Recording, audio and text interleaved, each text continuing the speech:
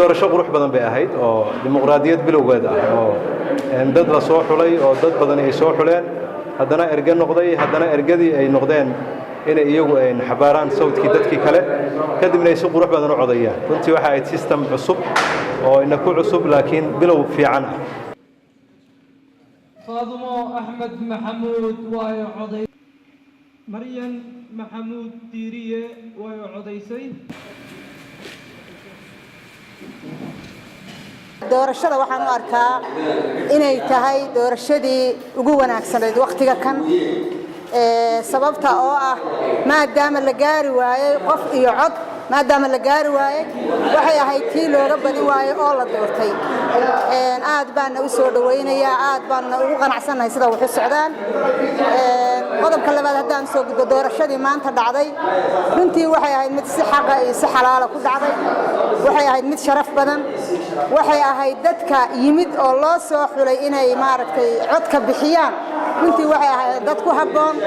aan buuq lahayn dhaqdhaqaaq lahayn qof walibana codkiisa wuxuu u bixiyay si xorriyada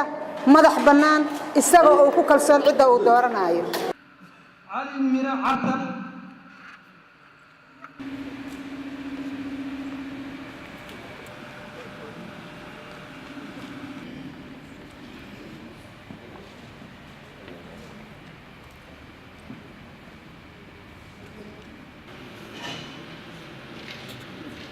odaybaa wax soo saxiixi jiray laakiin maanta doorasho tartan furan ah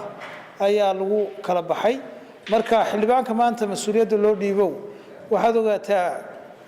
haddaanay berri inkastoo qorshuhu yahay in doorasho hal cod iyo hal qof ee dalka Soomaaliya 2020 laga hirgeliyo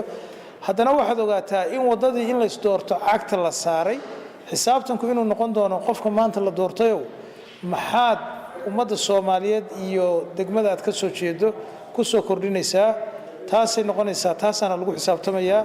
waxaana dadka insha Allah Soomaaliyeed ay noqon doonaan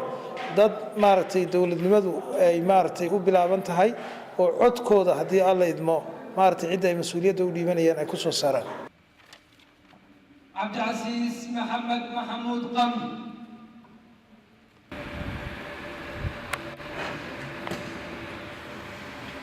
marka arrinkaas waa tilaabo aad iyo aad muhiim u ah iyaduna maaragtay aad ayaan ugu faraxsanahay waan u hambalyeynaa guddiga sidoo kale wuxuu ku boorinayaa guddiyada kale ee dawlad goboleedyada kale ee haray inay soo dhamaystiraan diyaar garowgooda si doorashooyinka ay oga dhacaan deegaanadooda ay oga dhacaan dawlad goboleedyada Jubbaland koonfur galbeed iyo galmudug ayaa la filayaa in saddex maalmood gudahooda ay ku bilaabato doorashooyinka golaha shacabka kadib marka ay soo buuxiyaan dhammaan shuruudaha looga baahan yahay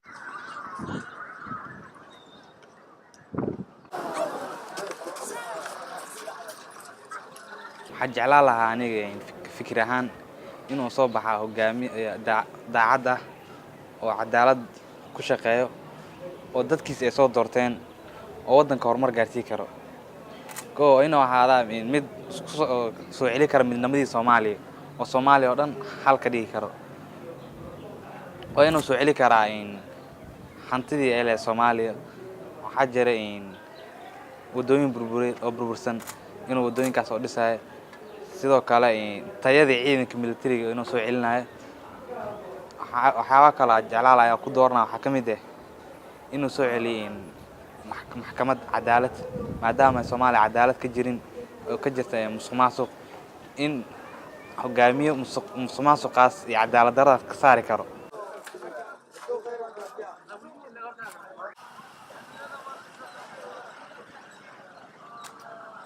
mar walba waxaa lagu sifeynayaa hogaamiyaha la dooranayo wadaniyad Soomaalinimo daacad howlaha uu soo qabtay Soomaaliya oo la yaqaano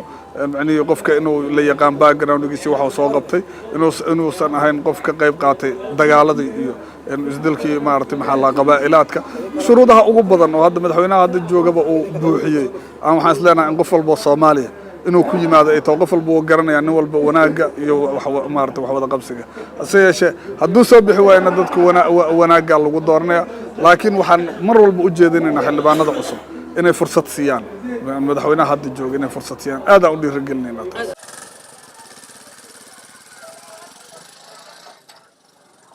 dalkan Soomaaliya waxa waa dhibaatooyin badan ayaa nagu dhacay madaxweynayaal badan aan soo marnay dalka iyo dadkaba mid u roon oo ummadda Soomaaliyeed qaboojiya dadkana wax u qabta ummadana wax u qabta diinta islaamkana nagu hogaamiya ayaan aad u jecelnahay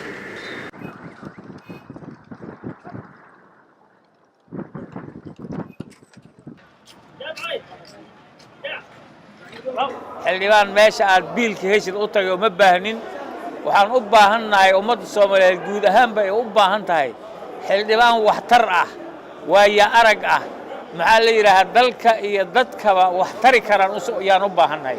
kaasaan garab taagannahay kaasaan maxaa la yiraahdaa ayidaynaa kaasaan soo saaraynaa haddii Ilaahay yiraahdo